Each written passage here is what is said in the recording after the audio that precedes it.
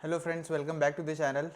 तो आज हम आए हैं अपने एक नए टॉपिक के पास, जो है हमारा क्रिप्टो से रिलेटेड, और जो बहुत सारे इन्वेस्टर्स के माइंड में रहता है कि क्या 2025 में क्रिप्टो स्टिल वर्थ है इन्वेस्ट करना, और अगर है तो कौन कौन से क्रिप्टो में हमें इन्वेस्ट करना चाहिए, कैसे देखना चाहिए। तो आज हम उन्हीं सारी बातों के बारे में बात करेंगे कि क्रिप्टो का पास्ट कैसा था, प्रेजेंट कैसा है और फ्यूचर कैसा है। क्या क्रिप्टो में अभी भी वो जान है जो पहले थी, जो 2020 के पहले थी, कोरोना के पहले थी।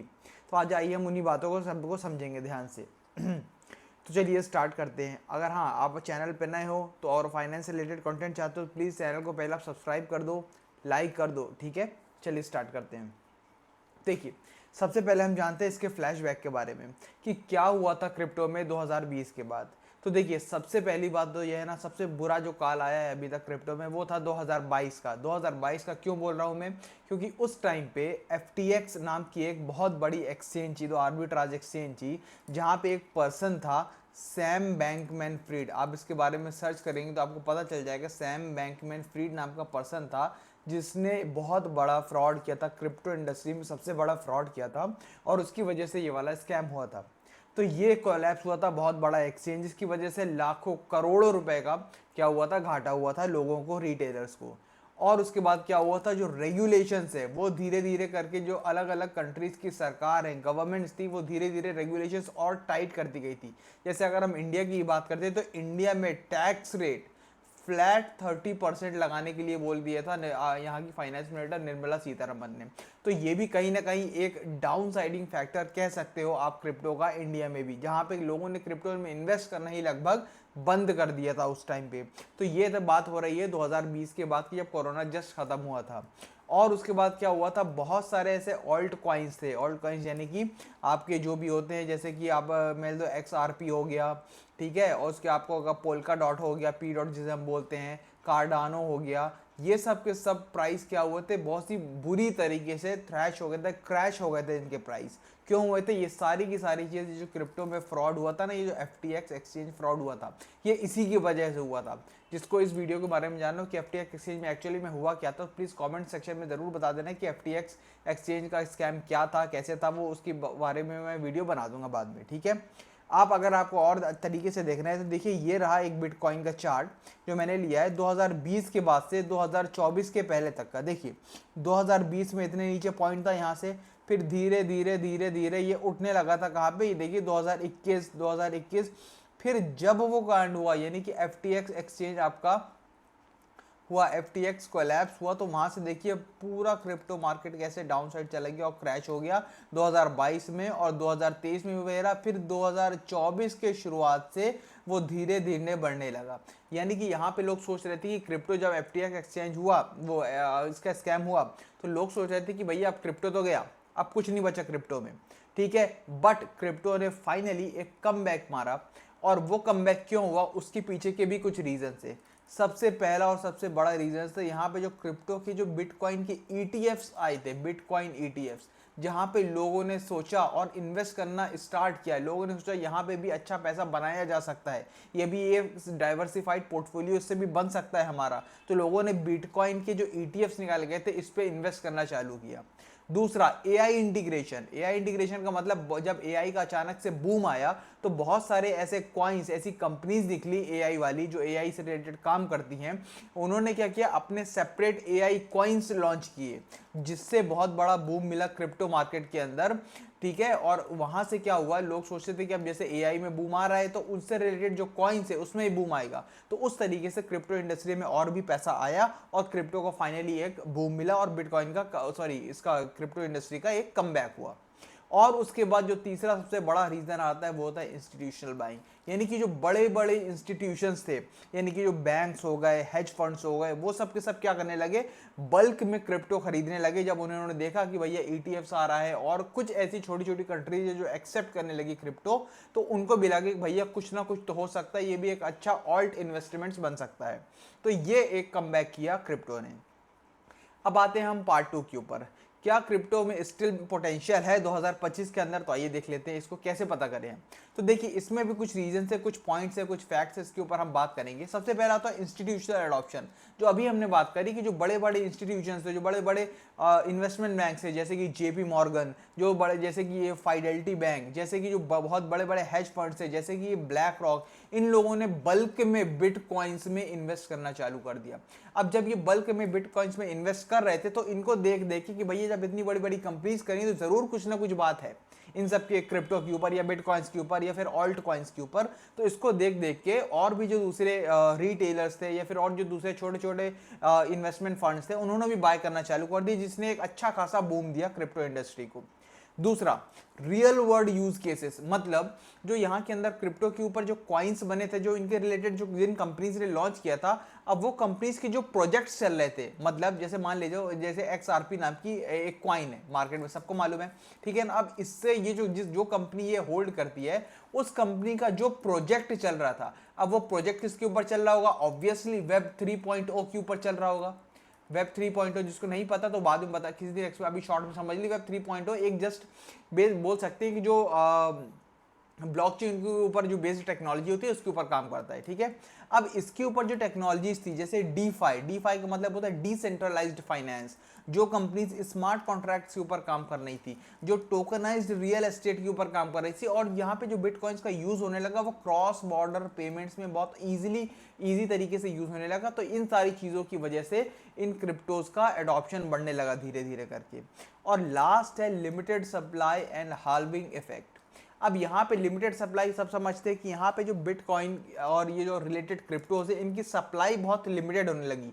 अब जब ऑब्वियसली सप्लाई लिमिटेड होगी तो डिमांड तो बढ़ेगी बढ़ेगी, ये तो इकोनॉमिक्स का बेसिक कॉन्सेप्ट है, ठीक है ना। और दूसरा लिखा हुआ है हाल्विंग कॉन्सेप्ट। अब ये क्या होता है? देखिए क्या होता है जब बिटकॉइन, सबको मालूम है कि बिटकॉइन माइन किया जाता है, ठीक है। अब जब बिटकॉइन माइन होता है तो उसके जो रिवॉर्ड्स होते हैं वो जो भी माइनर्स होते हैं जो उनको माइन करते हैं उनको दिए जाते हैं। तो हर 4 साल में एक बार ये हाल्विंग की जाती है, जहां पे उनके रिवॉर्ड्स को जस्ट हाफ किया जाता है, आधा। जैसे मान लो अगर मान लो एक 0.1 बिटकॉइन माइन करने के मिल रहे थे $1000, तो अब 4 साल बाद जैसे होगा 4 साल होगा तो उनके ये कर दिया जाएगा $500, ठीक है। तो ये हाविंग होती है। इस हाविंग इफेक्ट की वजह से भी क्या हुआ, बिटकॉइन की डिमांड धीरे धीरे मार्केट में बढ़ने लगी। तो ये बताता है कि यहाँ पे क्रिप्टो में स्टिल पोटेंशियल है।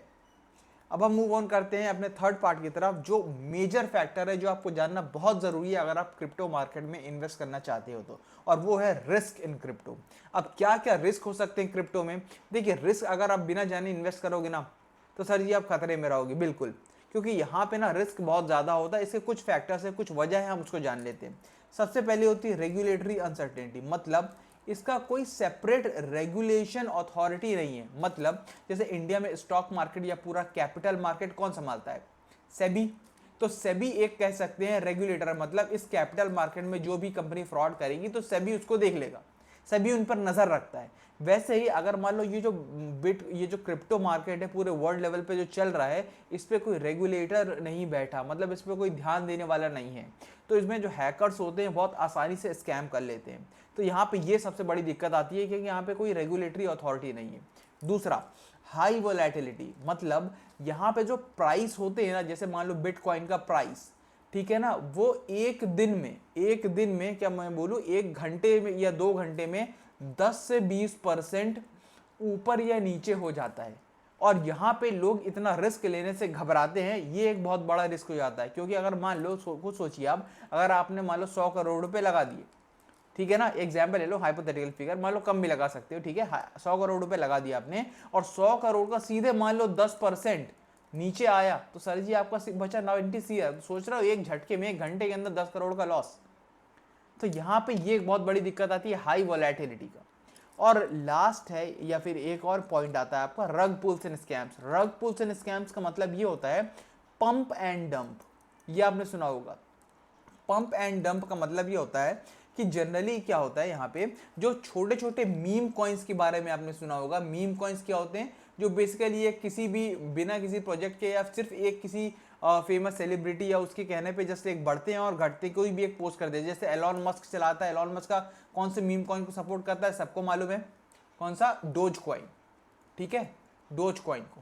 अब एलॉन मस्क एक ट्वीट करता है तो डोज कॉइन अचानक से ऊपर चला जाता है, एलॉन मस्क एक ट्वीट उसके खिलाफ करता है तो डोज कॉइन अचानक से नीचे आ जाता है। ऐसे ही कई सारे मीम कॉइन्स रोज हजारों की तादाद में लॉन्च होते हैं, और वो पहले क्या करते हैं, जो मीम कॉइन्स के ओनर होते हैं ना, जिसको स्कैम करना रहता है, इसी माइंडसेट से आते हैं, वो क्या करते हैं बेसिकली, वो पहले इसकी हाइप फैलाते हैं मार्केट में कि भैया बहुत अच्छा प्रोजेक्ट मार्केट में आया है, इसका बहुत ज्यादा पोटेंशियल है, आपको 100 टाइम्स या 1000 टाइम्स रिटर्न दे सकता है। और लोग धीरे धीरे क्या करते हैं, उसमें इन्वेस्ट करना स्टार्ट कर देते हैं। तो लोग जैसे ही इन्वेस्ट करते हैं तो उसका जो प्राइस होता है इसका मीम कॉइन्स के, वो बढ़ने लगते हैं। फिर जब वो हाइप ऊपर जाने लगता है तो ये जो ओनर्स रहते हैं ना इसके, वो क्या करते हैं, बेच के धीरे धीरे बाहर निकलने लगते हैं। तो यहाँ पे जो रिटेल इन्वेस्टर्स रहते हैं, आप हम जैसे छोटे छोटे इन्वेस्टर्स रहते हैं क्रिप्टो में, उनको नुकसान होता है अच्छा खासा।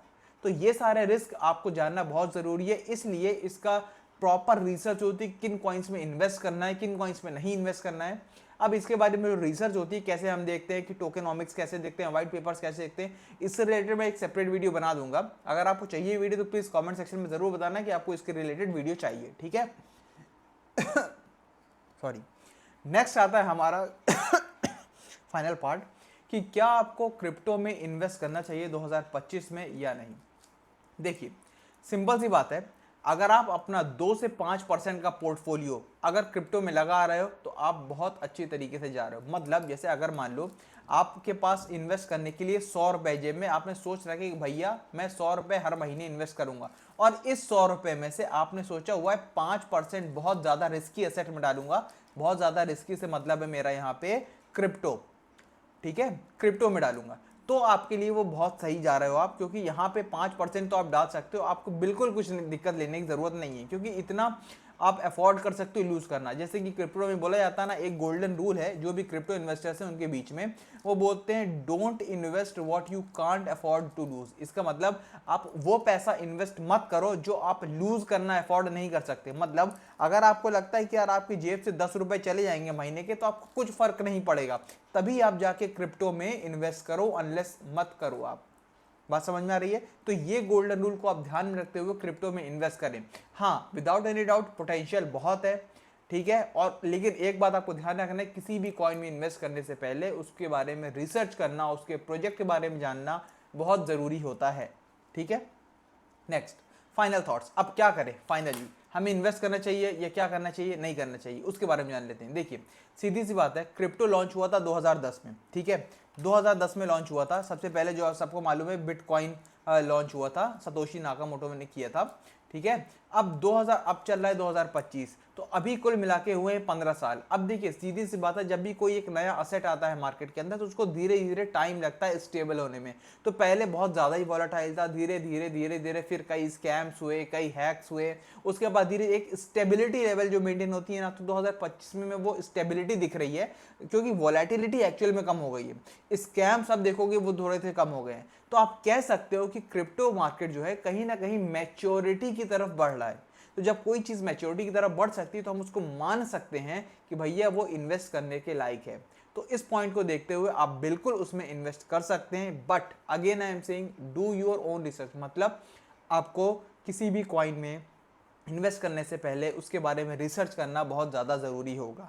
हाँ, और दूसरी बात ये, जो पहले कॉइन्स होते थे ना, जो आपको लगता था यार इन्वेस्ट कर दूंगा एक रात में मेरे 100 टाइम्स हो जाएंगे या 1000 टाइम्स हो जाएंगे, बट अब ऐसा नहीं होता। बहुत रेयर केस में ऐसा देखने को मिलता है, बट अब ऐसा नहीं होता, क्योंकि अगेन स्टेबिलिटी आ गई। तो जो नॉर्मल रेट होता है ना बढ़ने का, 10% बढ़ गया, 5% बढ़ गया, ऐसे ही हर क्रिप्टो अब जनरली मूव करता है। तो फाइन, यहीं तक था अपना आज का वीडियो। अगर आपको अच्छा लगा हो तो प्लीज़ लाइक, शेयर और सब्सक्राइब करें, ठीक है। और अगर आपको ऐसे ही फाइनेंस कंटेंट चाहिए तो कमेंट सेक्शन में ज़रूर बताएं, और भी इससे रिलेटेड मैं नया कंटेंट लाता रहूँगा। Thank you so much.